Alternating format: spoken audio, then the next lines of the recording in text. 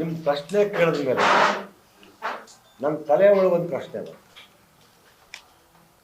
ಎಲ್ಲ ರೈತರು ಈ ದೇಶದ ಇರುವ ಎಲ್ಲ ರೈತರು ಭೂಮಿ ಕೊಟ್ಬಿಡ್ತೀವಿ, ಅರ್ಧ ಚಾರ್ಜ್ ಕೊಟ್ಬಿಡ್ತೀವಿ ಅಂತ ಹೇಳ್ತಾರೆ.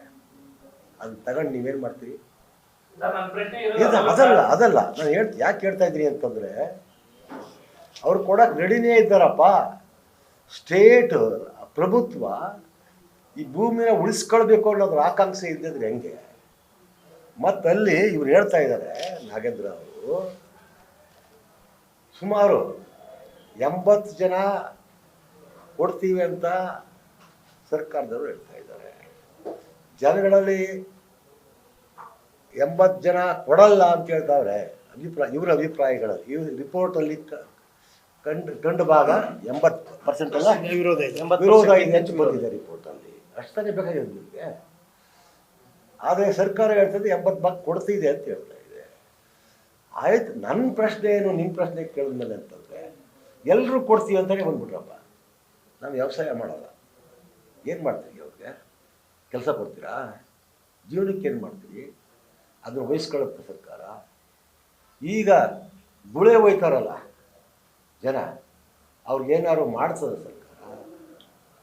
ಸ್ಲಮ್ ಸೇರ್ತಾ ಇದ್ದಾರಲ್ರಿ ಎಲ್ರೂ.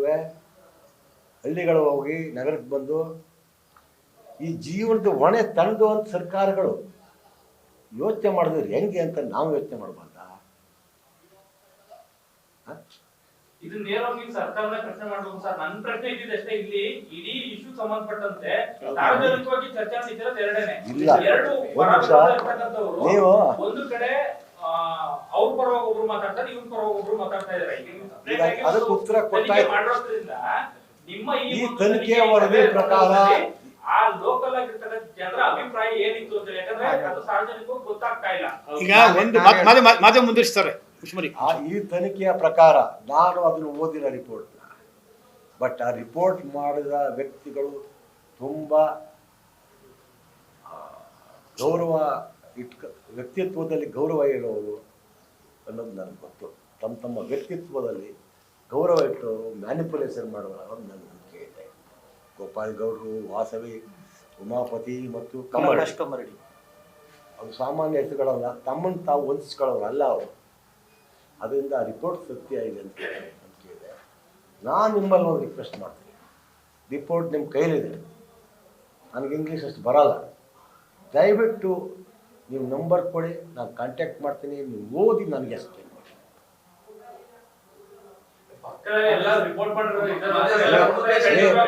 ನಾನು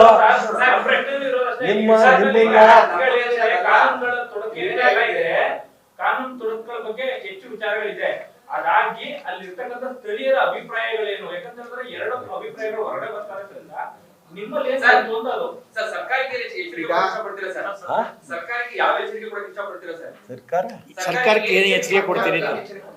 ಒಂದ್ ವೇಳೆ ಈ ಟೌನ್ಶಿಪ್ ನ ಮುಂದುವರಿಸಿದ್ರೆ ಅಂತ ಏನ್ ಹೇಳ್ತೀರಾ? ನಿಮ್ದು ನಿಲುವೇನು ಅಂತ? ಐ ರಿಕ್ವೆಸ್ಟ್ ಜನಜಿ ಟು ಆಕ್ಟಿವ್ ರಿಯಾಕ್ಟ್.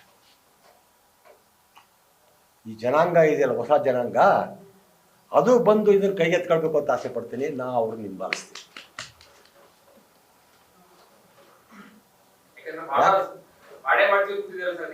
ಯಾರು ಅವ್ರು ನನಗೆ ಗೊತ್ತಿಲ್ಲ. ಅದು ಅವರು ಯೋಚನೆ ಮಾಡಬೇಕಾದದ್ದು. ಬಿಲ್ಡಿಂಗ್ ಅಲ್ಲ ಅವ್ರ ಮಕ್ಕಳು, ರಸ್ತೆ ಅಲ್ಲ ಅವ್ರ ಮಕ್ಕಳು, ಸರ್ಕಾರದ ಮಕ್ಕಳು ರಸ್ತೆ ಅಲ್ಲ, ಬಿಲ್ಡಿಂಗ್ ಅಲ್ಲ, ಜನಗಳು ತನ್ನ ಮಕ್ಕಳು ಅಂತ ಅನ್ಕೋಬೇಕು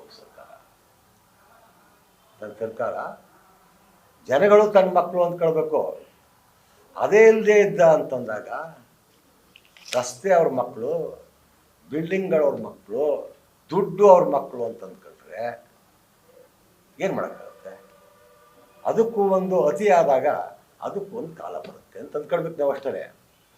ಬಟ್ ಇವರಿಬ್ಬರ ನಡುವೆ ಜಗಳ ಇದೆಯಲ್ಲ, ಕುಮಾರಸ್ವಾಮಿ ಮತ್ತು ಯಾರು ಡಿ ಕೆ ಮತ್ತು ಇನ್ನೊಬ್ರು ಯಾರು ಅಶೋಕನ ಮೂರು ಜನರು ಅಪರಾಧಿಗಳೇ ಅಲ್ರಿ, ಕಲ್ಪ್ರಿಟ್ಸೆ. ಇದಾದ್ರೆ ಒಬ್ರಲ್ಲ, ಅವರು ಇವರು ಅಂತ ಹೇಳ್ತಿರ್ತಾರೆ. ಎಲ್ಲರೂ ಅಲ್ರಿ, ಎಂಥ ದುರಂತ ಇದು ಇಂಡಿಯಾದ್ದು, ನಮ್ಮದು ರಾಜ್ಯದ್ದು. ಹಂಚ್ಕೊಂಡು ಥರ ಮಾಡ್ತಾ ಇದ್ದಾರೆ. ಎಲ್ಲರೂ ಈಕ್ವಲಿ ಕಲ್ಪಿಟ್ಸೆ. ಮತ್ತು ಅವ್ರ ಕಣ್ಣೀರೆಲ್ಲ ಸುಳ್ಳು ಪೂರ ಕ್ಲಿಯರ್. ಹೇಳಿ, ನೀವು ಹೋಗ್ಬಿಟ್ಟು ಫ್ರೆಂಡ್ ಆಗಿ ಹೇಳ್ತಾ ಇದ್ದೀನಿ ನಾನು, ನಿಮ್ಮನ್ನ ಬೇರೆಯವರು ಅಂತ ಅಂದ್ಕೊಂಡಿಲ್ಲ, ನಿಮ್ಮನ್ನ ಸ್ನೇಹಿತರು ಅಂದ್ಕೊಂಡು ನಾನು ಕೇಳ್ತಾ ಇರೋದು, ನಿಮ್ಮನ್ನ ಬೇರೆಯವರು ಅಂದ್ಕೊಂಡಿಲ್ಲ. ಹೇಳಿ ನಿಮ್ಗೆ ಆಮೇಲೆ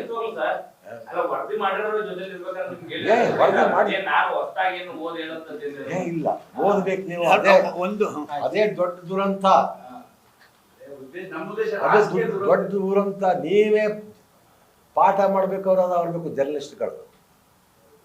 ಆ ನಿರೀಕ್ಷೆಯಿಂದ ನಾನು ನಿಮ್ಗೆ ಹೇಳ್ತಾ ಇರೋದು. ಯಾಕೆ? Yes sir, thank you. News First, ನಿರ್ಭೀತಿಯಿಂದ ನಿಮ್ಮ ಪರವಾಗಿ.